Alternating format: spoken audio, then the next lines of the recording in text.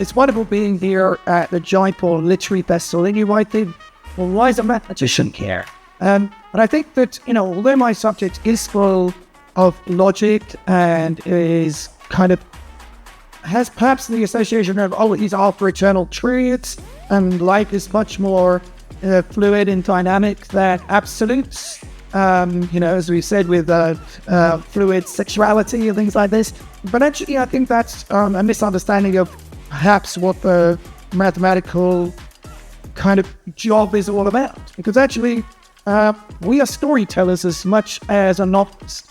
And we make choices in the stories that we want to tell about these absolutes, numbers, prime numbers, geometries. And so I think there's a much more creative side to being a mathematician than many people realize. That my subject has a history. It has, waves of interest in some things which perhaps are driven by understanding of nature or the environment or just the passions of the time.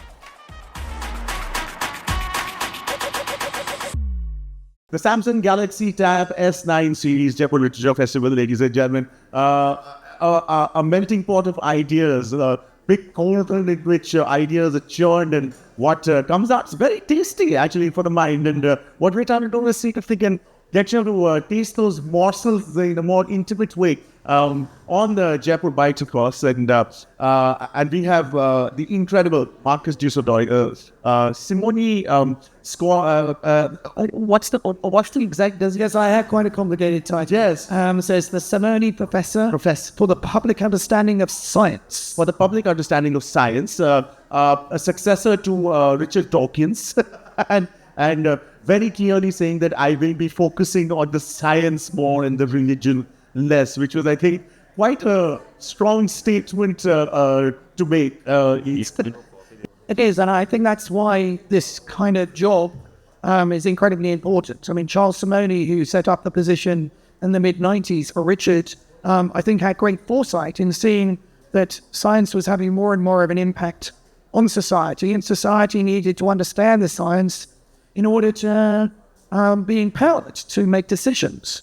I mean, if you don't understand what a stem cell is or how AI works, you're basically disenfranchised from the debate. So I actually see my role a bit like being an ambassador. The world of science is like a huge superpower. It doesn't have territory, but it has huge power and influence over the trajectory of our planet. But great powers need ambassadors to help the dialogue to understand that influence. And so I think I see my job as the professor of the public understanding of science, helping people to engage in the debate about, what should we do about GM crops, or how do we counter suspicion about taking vaccines. And these things are all very important. I just come from a wonderful debate about learning from the past about going into the future as respect to climate change.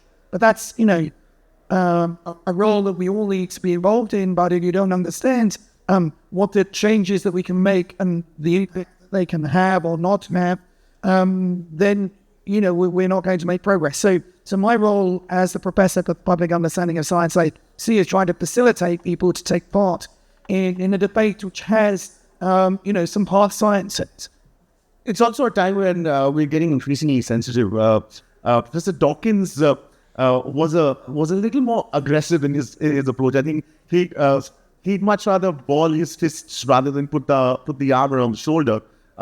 You seem to be a little bit more of an advocate of the latter approach.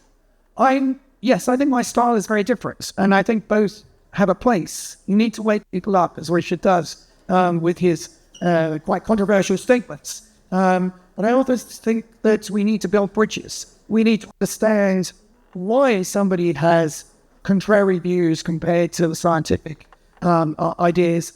Because if we're going to change opinions, shouting at them isn't going to help. It's just going to cause more division. So my feeling is that we need a more nuanced approach to this debate, to listen to the other side. That's what dialogue is about. And so that's been my approach, is actually to say, okay, let me hear what your concerns are. Let me try and address them. Why I think that our science still has, I'm just calling up, sorry. So I do feel an ambassador is about building bridges to other countries. Those other countries, other people's set of beliefs. And I want to defend my side as strongly as Richard does, but in a different way. Sure. It's, there, of course, Professor Marcus du Sautoy, in the house with Jaipur Bytes. As you can see, the fashion is, I believe the word is on fleek. Yeah, this is my favorite actually. Lavender limited edition Adidas Gazelles, which were actually ladies, but it fit you. Yes, absolutely. I think the women get all the best fashion. So I'm quite small, and I can often fit into women's clothes. And I see one of the great things is that we're in a much more fluid society. So I'm sort of taking advantage of that in my old age. The Lavender Gazelles, of course, are a commemoration of the Queen. There's an underground logo. Yes, that's right. They produced a set of shoes which celebrated each of the London Undergrounds. And when I bought them, there wasn't an Elizabeth line, and I thought they'd made this up. And then I discovered, we're building something to commemorate Queen Elizabeth. And I actually wore the shoes on the second day that the Underground opened. So I felt very, dressed appropriate. This was, of course, as non sequitur as it I thought that would be a clever way to ask you the question about how linking things, considering that mathematics has to be logical of necessity. Does that really differentiate you? That's very interesting because, it's wonderful being here at the Jaipur Literary Festival, and you might think, well, why is a mathematician here? But I think that, although my subject is full of logic and is has perhaps the association of, he's after eternal truths, and life is much more fluid and dynamic than absolutes, as we said with fluid sexuality and things like this. But actually, I think that's a misunderstanding of perhaps what the mathematical kind of job is all about. Because actually, we are storytellers as much as a novelist.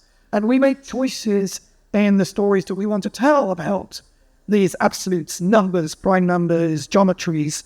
And so I think there's a much more creative side to being a mathematician than many people realize. And those choices mean that there are passions, just as in, gazelles are fashionable at one point.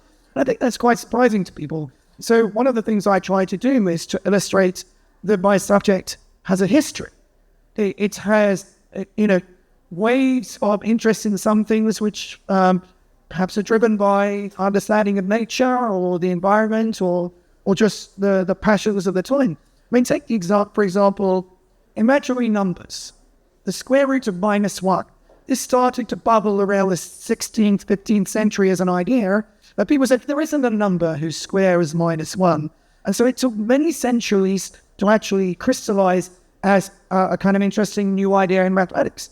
Almost you can hear it in the name, imaginary numbers. We had to conjure these numbers out of our imagination. Descartes gave them these things because he didn't believe they existed. And yet, when do they suddenly solidify? It's during the French Revolution. This is a period when people are accepting new ideas, revolutionary ideas, new months, new days of the week, new measurements. And actually, these numbers became something. Well, why not include these in our cabinet of wonders? And one of the critical things which actually meant that they felt more tangible is creating a new picture. Suddenly we saw these as, you think of the number line, numbers going negatively in one direction, positively in the other. It's one-dimensional. And a few mathematicians had the clever idea, well, what if an imaginary number goes in a new direction? And this two-dimensional picture of numbers was helpful in making this number become part of our world. And this number has transformed society. Radar. We wouldn't have been able to land planes in the sort of pre-computer age without the going into the imaginary world of these numbers. It enabled people to do calculations at speed, which means we could track where a plane was. Without imaginary numbers, the plane would have crashed landed before we'd finished the calculations. Quantum physics is absolutely dependent on these numbers. So It's really interesting to see the dynamic of the history of the introduction in these numbers, because that really gives you the understanding of the story of mathematics and where mathematics might go in the future, because we learn from history, as many of the panels here at Jaipur have illustrated. And if you understand the history of my subject, it gives you a way of going into the new. So there's also this seemingly dichotomous parallel line of creativity being at best controlled chaos and mathematics being slave to discipline. How do those two parallel lines converge? Because you seem to be doing pretty bad job of that. How does that converge? Well, when you're coming up with a new idea, the chaos of ideas is really important. I mean, if you went into my office, you'd go, how do you find anything in this office? Because it's complete chaos. I mean, there's books, papers, piles of scribbled notes all over the place. But that, for me, is part of my creative process, is coming up with that idea, which then you have to go to the more logical side. Because I've got to now prove to you why that idea is true. And that's one of the very unique things about mathematics, as opposed to any other discipline, including science. Then mathematics gives us the possibility to access absolute truths. I mean, I did my sound check for this microphone using numbers, 2, 3, 5, 7, 11.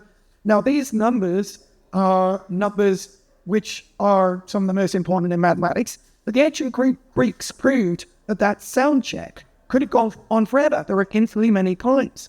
The really exciting thing is that theorem that was proved by Euclid and his team of mathematicians is as true today as it was 2,000 years ago. And that's because of the power of logical proof to actually access the truths of the universe. So I love my subject because it's this wonderful fusion of creativity, going into the unknown, coming up with crazy new ideas, yet combining with this very clinical, logical side, which is when I produce a logical argument, I can actually justify why that leap into the unknown is now accessing an eternal truth of the universe. And that, for me, is the buzz of doing mathematics. What I proved about mathematics will be there at JLF, in 2017 years' time.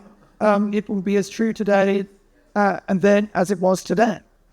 It's incredible, the fact that thousands of years of history that percolate down into numbers, and prime ones at that. You're actually percolating it down to simplicity, which is not a word that's usually associated with mathematics. Yes, I mean, actually, we have a lot of talk of aesthetics and beauty in mathematics, again, which might be unexpected to people. But often, as Keith said, truth and beauty are very intertwined. And it's kind of intriguing. Why should our universe somehow have, although it looks incredibly complex, we understand often there are very simple rules which can rise that complexity. But I think also that, if you were to truly study art, I think there is great beauty in structure. So I don't think it's this is so, well, you've just teed up my new book that I'm making. Yes. I didn't even plug this in. No, so I'm writing a new book which is called Blueprints. And the idea is that I do a lot of work with creative artists. I've set up a music center at the Royal Northern College of Music called PRISM, which is it's called Practice and Research in Science and Music. But every time I work with composers, choreographers, poets, novelists, visual artists, time and again, there's structure at the heart of what they do. But that structure, one of the definitions I gave of mathematics is it's the study of structure. That's actually what I do. It's not about multiplication or things like that. It's understanding the underlying structures of nature. And of course, often creative artists are tapping into the structures they see around them in nature. And I think it's also so difficult to explain to people that if you were to listen to a Handel or a Mozart or a Tchaikovsky, the grand scale is actually shoehorned into a very, very rigorous structure. You think of mathematics as dry, but you look at the progression of notes, you look at the division, it is pure mathematics, the 16th note, and the divisions thereof. And the fact that the fluid beauty of music is actually structured, the rigor of mathematics is absolutely fascinating, but also a little scary because you begin to explore the outer reaches of conventional thinking, because you think, oh, music, fluid, free, no structure, and then you get to actual structures of classical music. Was that a little scary for you to begin with? Not at all, actually. I mean, my love of mathematics coincided with my love of music, that I started learning the trumpet about 12 or 13. So these two worlds have always sort of worked parallel in my life, which is why I continue. I've started learning the cello recently, and I think, I do a lot of talks with musicians, helping listeners coming to music for the first time, giving them signposts, which often that structure is rather opaque when you first listen to a piece of music. No. I mean, I think, someone like Bach is the very obvious composer to choose. I mean, Mitzler, his contemporary, used to say, Bach's music is the process of sounding mathematics. And, I think Bach did this very consciously. There's a lot of evidence. He wrote canons as little puzzles. He wrote a line of music and then a little bit of code, which is a code to unravel for the performer. You don't want me to just play this line of music this way. You've got left upside down. You want me to play with the other hand. And so, for example, I've done a lot of work with pianists exploring the Goldberg wishes, which are amazing pieces of music. But actually, when you come to them for the first time, they can be a little overwhelming. Exactly. There's 30 variations, and you can start to get lost inside here, not really know where you're going, what's happening. It's amazing locally. But to understand the global structure, it starts with an aria, which then gets varied over 30 variations and finishes with the aria. There's a natural circular structuring there, which is further accentuated because the 16th aria variation is called an overture, which is generally the beginning. You realize, oh my gosh, there isn't a beginning. Yes. The canons inside do something extraordinary. So talks I do with pianists, I think really helps signpost how to listen to this and understand the structure, which is absolutely there and deliberate. There's no way Bach could have done this randomly or even intuitively. So the choices he made are this huge amount of structure there, which if you can unpack, I think helps listeners come to Bach, which perhaps is easily accessible. But what about the music of the 20th century? To have signposts. I did an amazing piece last year for the celebration of the Xenakis anniversary. Xenakis is Greek composer, 100 years old. Quite difficult music to listen to at first sitting. But there's an amazing cello piece called Nomus Alpha, which is a little bit like the Goldberg variations in a 20th century way. It's 24 variations for cello, structured on the symmetries of a cube. Now, when you listen to it without knowing that, it just sounds like noise. But when you start to hear how it's been put together, and I made this kind of animation, which we do alongside the presentation, so the cellist plays the piece, and I'm sort of playing the animation, and it suddenly gives you an understanding. Now I see the structure that underpins this thing. It's much easier for me to listen to what's happening. And that's fascinating, isn't it? But the first bit of what you said has stuck with me. My heart goes out to the parents of a 30-year-old trying the trumpet for the first time. That must have been difficult for the du Sautoys. Yes, a trumpet starts off sounding mostly like a raspberry. And you kid upstairs playing raspberries for a year. And you think, what did we do? What happened? Yeah, that would be. I have constructed this clever thing in my mind. The discordant notes of the music of the primes has been a scary thing for me. And 2 + 2 was also, the school of hard sums for me. And it's faintly annoying to see someone who can be so excited about mathematics. I mean, this is classic body language, isn't it? You're on the edge of the chair. You're jumping around telling us things when you talk about music and mathematics. When did this love affair start? Well, it was reasonably late, because I think people think I'm born a mathematician. That I was doing sort of multiplying 6-digit numbers as a 3-year-old. But actually, it was very late. It was about 12 or 13. When my teacher at my school took me aside and said, what we're doing in the classroom is really what mathematics is about. Mathematics is something so much more beautiful. And he started showing me some of these big ideas. Now, Fibonacci numbers, prime numbers, ideas of infinity, geometries in dimensions beyond our 3 dimensions. I think this is extraordinary. I mean, basically, this teacher gave me the key to a secret garden of mathematics, which for some bizarre reason we deny the rest of the kids in school. And so I was very lucky to have a teacher who helped me to understand the big stories. And I think that's the tragedy in our education system, that in a way we just stay with the very technical side. It's like, okay, I'm going to teach you how to spell and how to form grammatical sentences. I'm never going to show you any Shakespeare, or George Orwell, or Salman Rushdie. I don't think if you go, I don't know what this is for. Okay, I can write a letter to my bank, but actually that's really boring. And so I think, in our education system, we have 2 strands to learning English. One is the English language, which is the technical side. Yeah. And my kids at school also learned English literature. For sure. They read the romantic poets. They were exposed to Animal Farm. And I think we should do a parallel thing in mathematics. Yeah, you have to learn the technical side of multiplication tables, percentages. And we should have also a mathematical literature course, which are the big stories. And this would inspire those who perhaps are more drawn to the humanities. And they'll say, well, actually, even this subject of mathematics has some good stories. But considering that, mathematics is the big ogre of common subjects, I think you start off being scared with of math. Were you that scared? Oh, yes, I think so. But in a way, you should perhaps capitalize on that fear, because when you're fearful of something, but you overcome that fear, it gives you a great sense of achievement. In a way, a puzzle that is too easy to solve gives you no satisfaction. But a puzzle which keeps you thinking for 30 minutes, maybe an hour, and then you have the breakthrough, gives you that rush of adrenaline, which then makes you want to go back and have it again.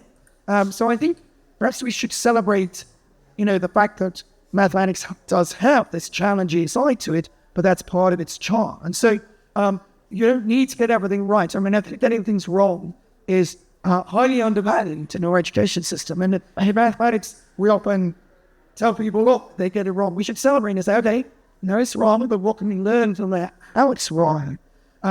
So, one of my favorite films is Good Will Hunting. Oh, yeah. With Matt Damon. And Matt Damon is this janitor who sees these problems up on the board. And at night time, he goes, oh, that's really simple. And he adds the solution. Now, the interesting thing is, by the end of the movie, does he choose to become a mathematician? No. All the maths professors say, come, you're going to win a Fields Medal. And he says, no, it is all too easy. It's not satisfying. What does he do? He finds women challenging. And he doesn't understand. He goes and chases his girlfriend because he doesn't understand them. And that's the puzzle that he wants to unlock. So, I think challenging things, we shouldn't be too frightened of, although fear does come at the beginning, because those are the things that are worth spending your time trying to understand. Yes. The raw underlying passion that you have for mathematics, very, very clear. Does it annoy sometimes if there is no explanation? Oh, that's very interesting, because that taps into one of my previous books called What We Cannot Learn. Yeah. Are there problems out there that by their very nature are unsolved? For example, is the universe infinite? Well, that's very interesting, because if it is infinite, it's finite. We may explore it. We sort of feel like, okay, the surface of the planet is fine, because we've been to many places. We've gone out to outer space, looked back, we can see, oh, it's not an infinite flat Earth, it's wrapped up and it's round, and so it's finite. So if the universe is finite, it may be similar. It may be that we could actually navigate it. And if it's infinite, how could we ever know that? We even have relativity says that there's a sort of cosmic horizon beyond which we cannot see. So we're not going to be able to see that it's infinite, even, pre-relativity. So that's an interesting challenge. Is that a problem I'm never going to be able to solve? And how do I deal with the anxiety of never knowing? But for me, the unsolved problems will stand me up in the morning and maybe there's a way, perhaps I could prove it's infinite, because proving if I hypothesize it was finite, maybe that leads to a contradiction in my equations of physics, and therefore it must be infinite, even though I can't see it. So I think, the unsolved problems are definitely the ones that excite me. The unsolvable problems, maybe that's the border of where science begins to meet religion, and where, I think actually in the book, What We Cannot Know, I talked a lot. Maybe it was my response to the challenge of, Richard Dawkins, my predecessor. He took a lot of time looking at this border between religion and science. And I wanted to look at it in a slightly more constructive way, and say, well, maybe a religion was all about the unsolved problems. Herbert McCabe, who was a theologian in Oxford, he said we sort of misunderstood the point of God. God is not a thing, is not a man in the sky with a big beard, light blue, but is actually an idea, and it's about the unknowable. It's a statement that there is something we will never know about this universe. That's a very abstract idea and very untangible and very hard to proselytize about. But yeah, actually we should go back and understand that the things that we cannot know, what status they have for us as human beings. And maybe that's actually what religion is about. Absolutely. And what we do know, of course, is that everything from wonderful books like Music of the Primes, which is what I referred to carrying forward the hallowed tradition of British game shows with the School of Hard Sums. Marcus du Sautoy is trying his very best to make mathematics our friend, the one that puts the shoulders around the arm, says, come, let's go on a journey of discovery. And for doing that, we'd like to thank you. And finally, of course, in 3 words, if you could describe mathematics, we're giving you 3 words to describe mathematics. Beautiful, logical, and patterns. Beautiful, logical patterns. If you've got your own, please feel free. The comment section is open. Jaipur Bytes, ladies and gentlemen, we're trying to see if we can serve up a recipe for food for thought. If you are chewing and if you like the taste, do let us know. Today's taste, of course, brought to us by the absolutely incredibly passionate Professor Marcus du Sautoy. It is a privilege to talk to someone who exudes so much energy about a field that is usually found as distressing for many. And for easing that distress and indulging in that act of humanity itself. Well, thank you for letting me share some stories about my world of mathematics. It has been absolutely wonderful, and I cannot thank you enough. Professor Marcus du Sautoy, ladies and gentlemen, on Jaipur Bytes. Thank you for watching.